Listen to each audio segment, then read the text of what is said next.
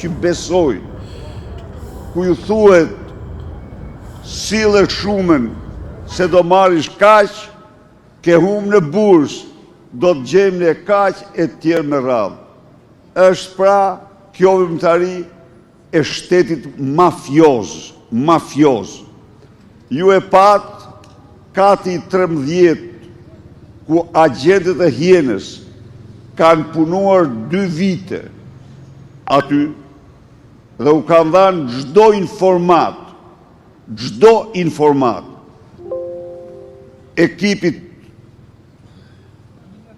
që hetonte, kanë të gjitha fotot dhe videot dhe dokumentat për të gjitha veprimtari, ato kur shkuan e gjetën të boshatisur dhomën, sepse kishin heq të gjithë kompjutert.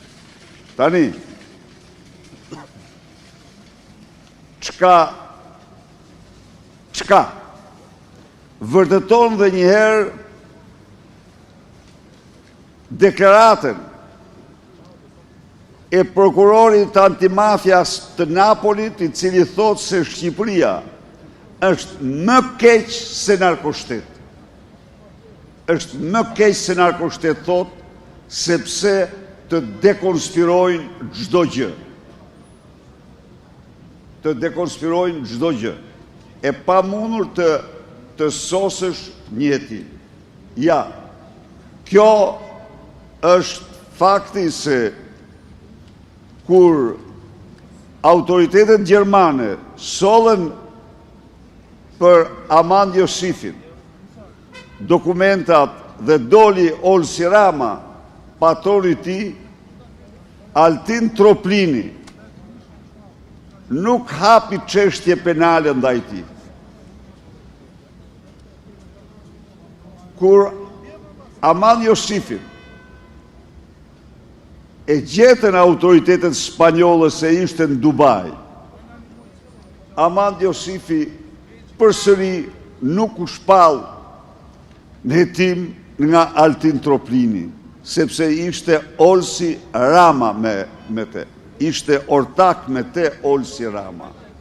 Pra, një veprimtari kriminale, kjo quhet një veprimtari kriminale e generalizuar e shtetit, narkoshtetit. Pyetje. Javën e kaluar gjykata kushtetuese foli për masën e arrestit shtëpiak ndaj jush. Urdhë? Javën e kaluar gjykata kushtetuese foli për masën e arrestit shtëpiak ndaj jush që është fuqizuar për mbi një vit më parë, në fakt. Keni një koment mbi këtë vendimmarrje gjykatës kushtetuese, sidomos kur ende nuk është shprehur për çështjen e detyrimit me paraqitje? Gjykata kushtetuese është një seksion i organizate partije të Partisë Socialiste. Njërë së pari, komenti i parë. Atë çështje gjykata kushtetuese e trajtoi pas 8 muajve paraqitje. Në një kohë kur çdo çështje që ka të bëjë me qeveritarët e trajton brenda 2 dhe 3 javëve. Këto janë standardet partijake të gjykatës kushtetuese. Së dyti, gjykata kushtetuese në një vendim të kodur partijak shpalli jo kushtetuese vendimin ndaj meje, por nuk e shfuqizoi atë. Nuk e shfuqizoi. Ndërkohë që ai vendim ka pasoja edhe sot.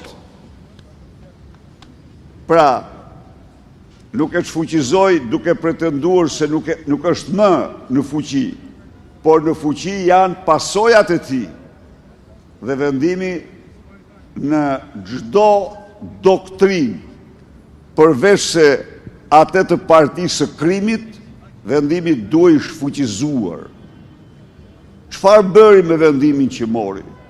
Mori një vendim në favor të lubis dhe lubive të tjera që do shkojnë aty. Kaq është vendimi, i turpshëm. Urdhë, sepse vendimet tjera hapi rrugën ti të shfuqizoj. E të thënë, vendimin tim nuk e shfuqizoj duke pretenduar se nuk është në fuqi. Duke pretenduar se ajo merret vetëm me vendimet që janë në fuqi. Çka nuk është ashtu. Ajo merret me vendimet që janë në fuqi dhe me vendimet që kanë pasoja. Nuk është çdo pasoja e atij vendimi është fakti që unë jam sot këtu para jush. Kjo është një nga pasojat, plus pasojat të tjera. Ja, pra, besoj se e murët vesh se ç'përfaqësojnë mos i marr tani njerëz të kapur peng me dhjetra mëkate dhe gjëra të padenja. Tjetër pyetje? Zoti Berisha, mendoni që i ka buxheti i shtetit mundësitë për të përballuar shifra 1 miliard euro dollarësh? Këtë do të preferoja të përgjigjesha jo këtu, se i ndaj unë këto konferencat. Por asgjë nuk e shpëton atë nga rrokullima e madhe. Këtë mund të them, ai është në procesin e rrokullimës së madhe. Edi Rama po fshihet pas lubis, sepse e din që në mënyrë absolute fill mrapa do jetë krahas saj. Për ndryshe, Anila, e të kujtohet ty Macbethi, se si shkoj ajo dhe i hudhi vaj të nxehtë në vesh.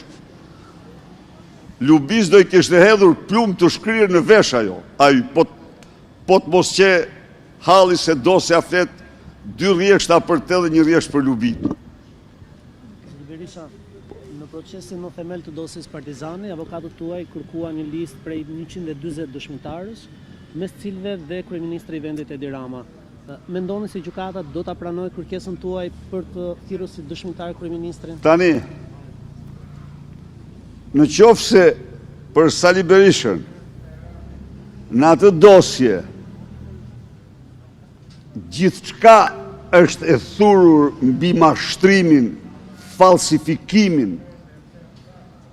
manipulimin e dokumentave, siç ju kam thënë, aty vendime gjykatash sankcionojnë fajësinë e Edi Ramës. Dhe Xhelati i sigurimit të shtetit Arben Kraja, poja i skapit Altin Troplini dhe ajo Fetahu, si Enkelejda Fetahu, nuk guxojnë, nuk kanë guxuar ta thrasin qoftë dhe një herë të vetme. Edi Ramën. Edi Rama ka aty një mori firmash në dosje vetë, kurse Sali Berisha nuk ka asnjë firmë në të tërë procesin e njohjes, kthimit dhe parablerjes. Ka një firmë mbi firmën e Edi Ramës, të vetmën firmë. Po ai ka disa dhe ai është i denuar nga gjykata, i ka bërë një dëm shtetit prej 320.000 eurosh Edi Rama.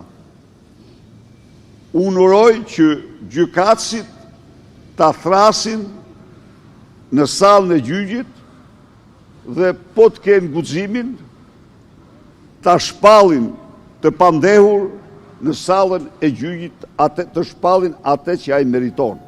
Megjithatë, me sa duket, Lubia po e merr me vete. Mirupafshim.